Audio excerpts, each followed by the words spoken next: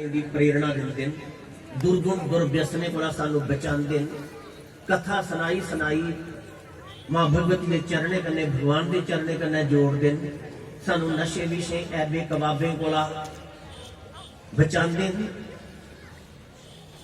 समाज के कुरीतियां उन्हें भी दूर करते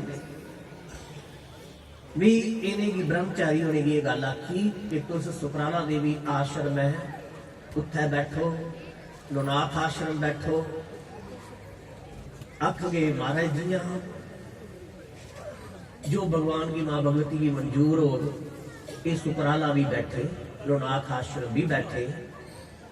साढ़े प्रति श्रद्धा करते समर्पित इनका जीवन है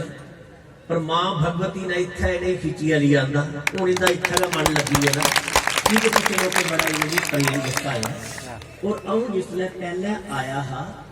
कि उस वेले इन्ना इस स्थान का विकास ना हुआ जिन्ना मां भगवती की कृपा करने थोड़े सहयोग करने इतने बहुने करने जिन्ना विकास हो सचमुच ये बड़ा बड़ा एक तीर्थ का रूप ले चुके रहे हैं।